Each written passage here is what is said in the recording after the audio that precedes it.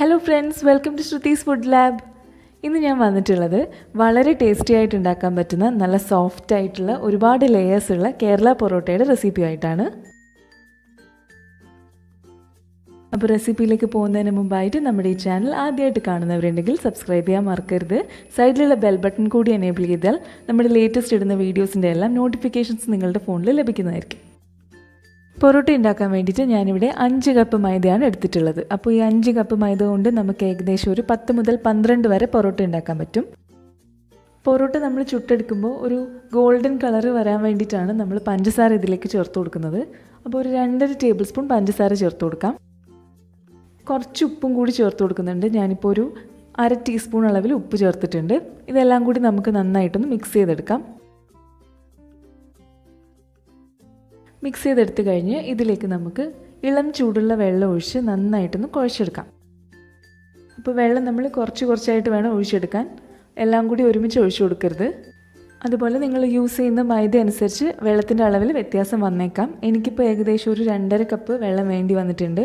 നിങ്ങൾക്ക് ചിലപ്പോൾ അത്രയും വേണ്ടി വരില്ല, ചിലപ്പോൾ അതിൽ കൂടുതലും വേണ്ടി വരും. അപ്പോൾ അതനുസരിച്ച് ചെയ്യാം. എന്തായാലും മാവ് നമ്മൾ കുഴച്ചെടുക്കുമ്പോൾ ഇത്ര സ്റ്റിക്കി ആയിട്ടായിരിക്കും ഉണ്ടാവുന്നത്. ഇങ്ങനെ സ്റ്റിക്കി ആയിട്ട് കിട്ടുന്നതാണ് നല്ലത്. എന്നാലും നമ്മൾ പൊറോട്ട നല്ല സോഫ്റ്റായിട്ട് വരുള്ളൂ. ഇതിനി നമുക്ക് കുറച്ച് മൈദ ഡസ്റ്റ് ചെയ്ത് നന്നായിട്ടൊന്ന് കുഴച്ചെടുക്കാം. ഏകദേശം ഒരു 5-6 മിനിറ്റെങ്കിലും എടുത്ത് നന്നായിട്ടൊന്ന് കുഴച്ചെടുക്കാം.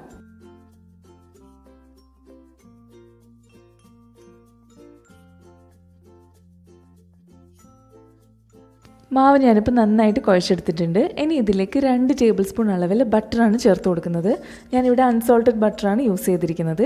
നിങ്ങൾക്ക് ബട്ടറിന് പകരം നെയ്യും യൂസ് ചെയ്യാം, സൺഫ്ലവർ ഓയിലും യൂസ് ചെയ്യാം.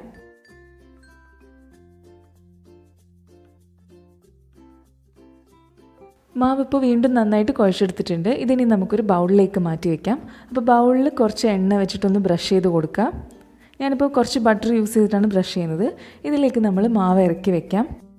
ഇത് ഡ്രൈ ആയി പോകാതിരിക്കാൻ വേണ്ടിയിട്ട് അതിൻ്റെ മേലെയും കൂടി കുറച്ച് ബട്ടർ ബ്രഷ് ചെയ്ത് കൊടുക്കാം. അതിനുശേഷം ഒരു പ്ലാസ്റ്റിക് റാപ്പ് കൊണ്ടോ അല്ലെങ്കിൽ ചെറിയ നനവുള്ള തുണി കൊണ്ടോ നമുക്കിത് മൂടി വയ്ക്കാം. 1 മണിക്കൂർ നേരമെങ്കിലും നമ്മൾ മിനിമം വെച്ചിരിക്കണം. 1 മുതൽ ഒരു 4 മണിക്കൂർ വരെ വയ്ക്കാം. ഞാനിപ്പോൾ ഏകദേശം ഒരു 2 മണിക്കൂർ വെച്ചിട്ടുണ്ട്. മാവ് നല്ല സോഫ്റ്റായിട്ട് വന്നിട്ടുണ്ട്, നിങ്ങൾക്ക് കാണുമ്പോൾ തന്നെ മനസ്സിലാവും. ഇതിൻ്റെ മേലെ 1 ടീസ്പൂൺ സൺഫ്ലവർ ഓയിലും കൂടി ഒഴിച്ച് ഒന്നുകൂടി ഒന്ന് കുഴച്ചെടുക്കാം. എന്നിട്ട് നമുക്കിത് ഈക്വലായിട്ട് ഡിവൈഡ് ചെയ്തെടുക്കാം. ഞാനിപ്പോൾ ഏകദേശം 10 ആയിട്ടാണ് ഡിവൈഡ് ചെയ്തെടുത്തിരിക്കുന്നത്. നിങ്ങൾക്ക് അതിൽ കൂടുതൽ വേണമെന്നുണ്ടെങ്കിൽ അങ്ങനെയും ചെയ്യാം. ഇപ്പോൾ ഏകദേശം നമ്മൾ റെസ്റ്റോറൻറ്റിൽ നിന്നൊക്കെ വാങ്ങുന്ന ഒരു സൈസിന് പൊറോട്ട കിട്ടാൻ വേണ്ടിയിട്ടാണ് ഞാനിപ്പോൾ ഈ ഒരു അളവിന് എടുത്തിരിക്കുന്നത്. ഞാനിപ്പോൾ ഓരോ പോർഷനും 5 ആയിട്ട് ഡിവൈഡ് ചെയ്തെടുത്തിട്ടുണ്ട്. എന്നിട്ട് ഓരോന്നും നമ്മൾ നന്നായിട്ട് ഉരുട്ടിയെടുക്കാം.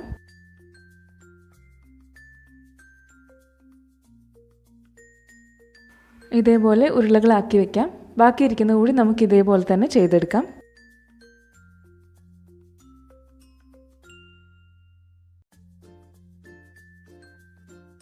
ഞാനിപ്പോൾ എല്ലാം നല്ല ബോൾസാക്കി എടുത്തിട്ടുണ്ട്.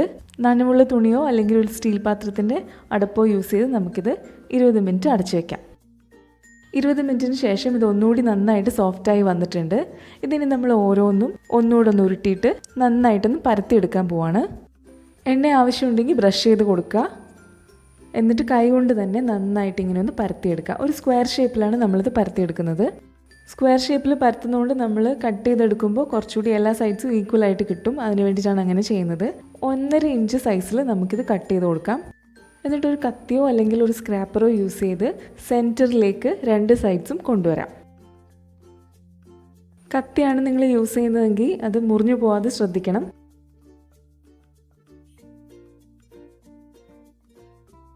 ഇനി 2 സൈഡിലും പിടിച്ച് ചെറുതായിട്ടൊന്ന് ടാപ്പ് ചെയ്ത് നീട്ടി കൊടുക്കാം.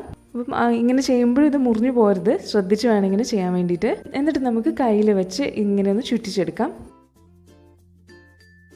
ഇനി ഇതിൻ്റെ ഈ ഒരു അറ്റം നമുക്ക് ബാക്ക് സൈഡിലേക്ക് ചെറുതായിട്ടൊന്ന് ഒട്ടിച്ചു കൊടുക്കാം. അല്ലെങ്കിൽ ചിലപ്പോൾ നമ്മൾ പരത്തിയെടുക്കുമ്പോൾ മുറിഞ്ഞു പോവും. ഇതേപോലെ ബാക്കിയുള്ളത് കൂടി നമുക്ക് ചെയ്തെടുക്കാം.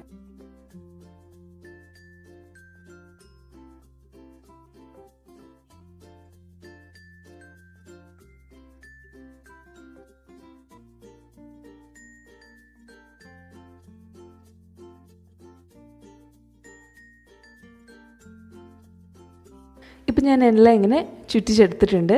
ഇനി ഓരോന്നോരോന്നായിട്ട് നമുക്ക് പരത്തിയെടുക്കാം. ഒരെണ്ണം എടുത്തിട്ട് അതിൻ്റെ മേലെ കുറച്ച് ഓയിൽ ബ്രഷ് ചെയ്ത് കൊടുക്കാം. വർക്ക് സ്പേസിൽ കൂടി ബ്രഷ് ചെയ്ത് കൊടുക്കുക. എന്നിട്ട് കൈകൊണ്ട് തന്നെ ഇങ്ങനെ അമർത്തി പരത്തിയെടുക്കുക. ചപ്പാത്തിക്കോല് വേണമെന്നുണ്ടെങ്കിൽ യൂസ് ചെയ്യാം, പക്ഷേ ഇങ്ങനെ ചെയ്തെടുക്കുന്നതായിരിക്കും നല്ലത്. ഒരുപാട് നേരിയതാക്കി പരത്തരുത്, കുറച്ച് കട്ടിക്ക് തന്നെ ഇരുന്നോട്ടെ, എന്നാലേ നമ്മൾ ചുട്ടെടുക്കുമ്പോൾ ലെയേഴ്സ് നന്നായിട്ട് വരുള്ളൂ. ചുട്ടെടുക്കാൻ വേണ്ടിയിട്ട് ഒരു പാൻ ചൂടാക്കിയിട്ടുണ്ട്. അതിലേക്ക് കുറച്ച് ഓയിൽ ബ്രഷ് ചെയ്ത് കൊടുക്കാം. എന്നിട്ട് പതുക്കെ പരത്തി വെച്ചിരിക്കുന്ന ചപ്പാത്തി അതിലേക്ക് വെച്ച് കൊടുക്കുക. ഓരോ സൈഡും നന്നായിട്ട് വെന്തതിന് ശേഷം മാത്രമേ മറിച്ചിടാൻ പാടുള്ളൂ.